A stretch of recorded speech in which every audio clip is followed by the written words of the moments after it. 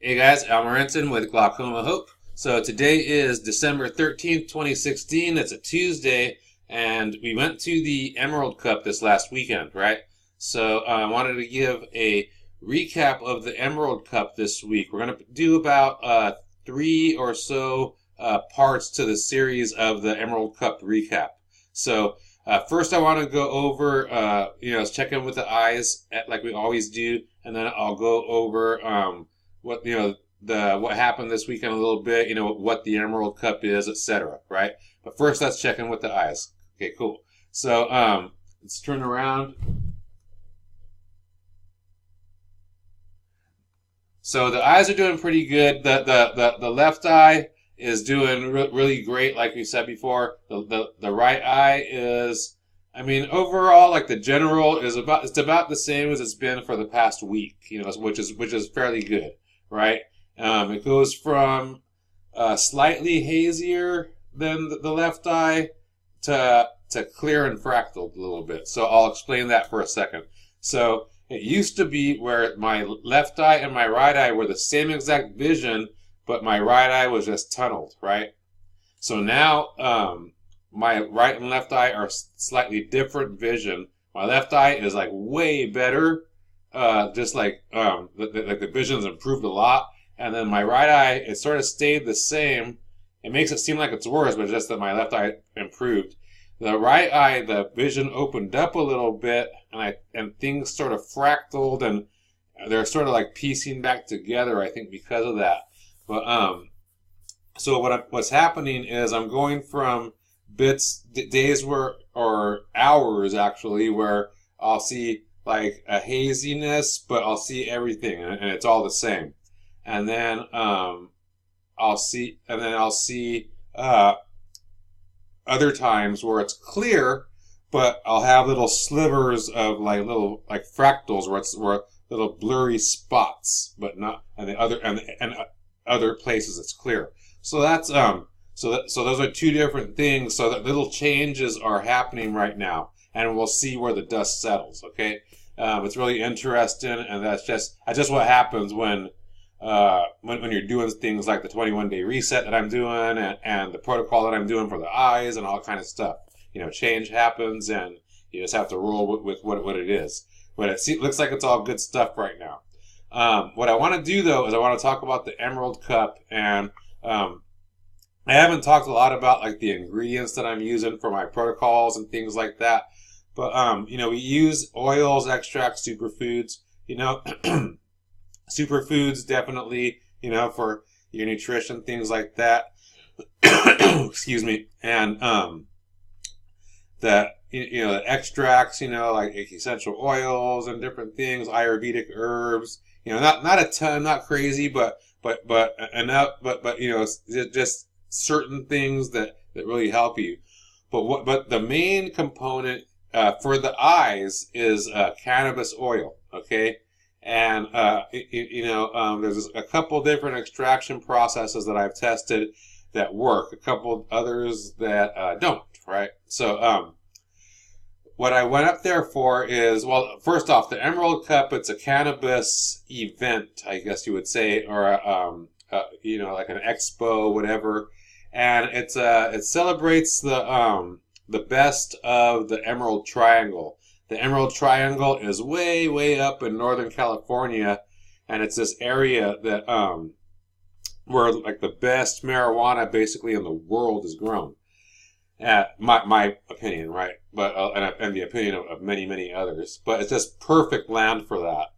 And so decades ago, this guy and some other people got together and formed the Emerald Cup, and it's like a competition where, when they, at harvest time, which is this time of the year, they have the competition, where people show their stuff, and they're the best of the best, and there's judges and everything, and there's winners for different categories, and they rate them for flavor, for potency, for all different kinds of things, all different kinds of things. And they also do like oils and different kinds of things as well, So it's really, really cool. And it's evolved into, where there's vendors and, with the cannabis industry growing, there's obviously people that have stuff now. So I wanted to see what's going on if the industry is getting bastardized, different things like that, right? But it's an important event, it brings together the growers and stuff like that, which is what I wanted to see too. So the reason I went, is that main purpose is for connections. I wanted to connect with actual growers, which I did. About 16 or more farmers, mostly in southern Humboldt County, and then other kinds of connections too for oils and things like that. For the oils that have therapeutic and medicinal qualities. I wanted to talk to people that are interested in developing oils specifically for us that have the components that are necessary for eye conditions, and then talk to other people that are knowledgeable about oils that are good for other conditions such as lupus and fibromyalgia, things like that, right? So I was able to do that. I'll talk about that in video 2 or 3 about more in depth with that, right? The other reason I went is to see what the state of the medical marijuana industry is, right? Or the state of the cannabis industry as a whole, and how the medical marijuana industry still fits into that. Because medical marijuana is where it started, right? Glaucoma is where it started, right? In the 70s, that first case where the guy was able to get, the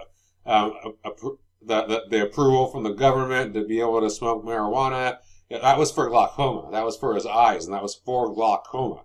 Okay? So, the medical marijuana, came in California first, and then it went to other states, and that's what started it all, from glaucoma to medical marijuana, and then Colorado started the recreational use, right? They were the first ones for that, and so I wanted to see how that has changed it for other, in Colorado. Their medical marijuana compared to the regular use, the everyday use kind of people. So if that has changed the industry there at all, because recreational use just came into effect in California last month, right? So in November of 2016.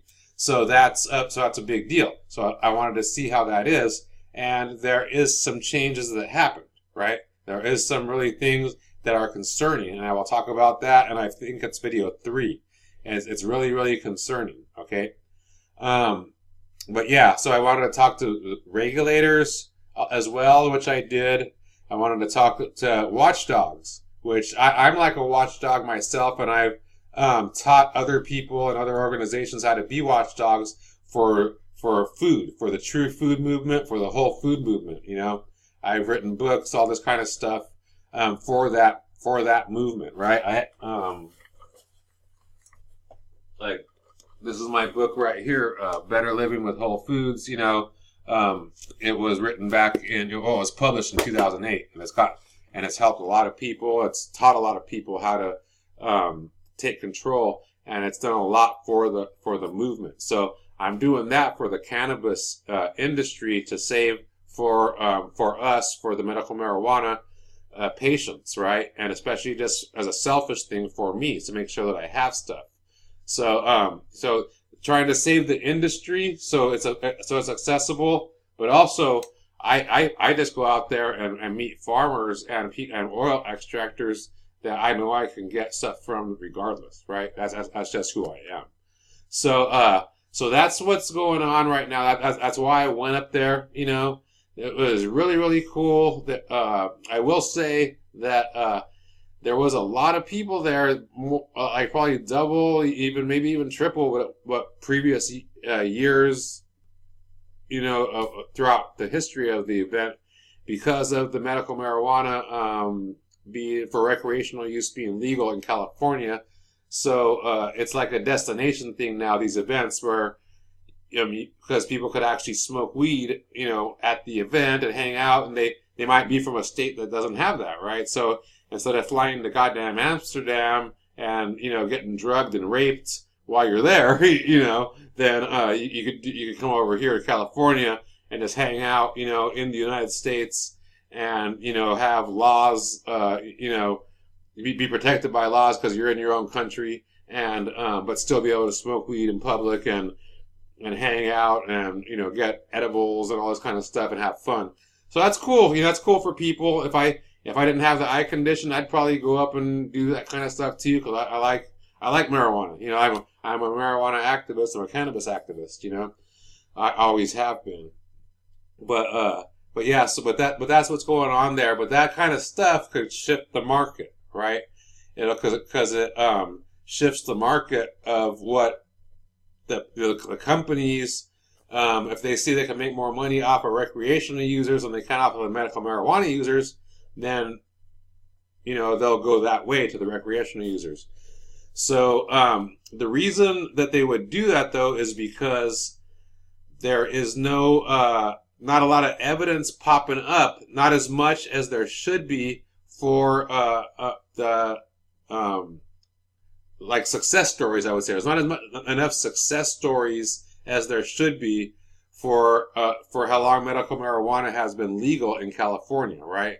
So that's why I'm building out some case studies. I'm going to be bringing on people for case studies. I decided I was only going to do a couple. I'm going to bring on like 20 to 40 people for the case studies, as long as I can find people willing to do it.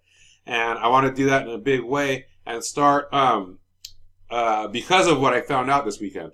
And I want to start building out more and more case studies to build out the efficacy of medical marijuana and show that there is a need for it, right? So people will still produce stuff for us, okay? So look for the next couple videos that will talk about this, and we'll be talking about issues like this throughout this 100 days of videos, you know, and beyond. You know, this is my life, all right? So again, this is Elmer Renton with Glaucoma Hope. Tomorrow we'll talk more about the fun stuff that I uncovered with, you know, talking to the farmers and all kinds of really cool shit, right? I look forward to that. But like I said, it was an important thing, and that's it. So again, Elmer Renton, Glaucoma Hope. Have a beautiful day. Peace.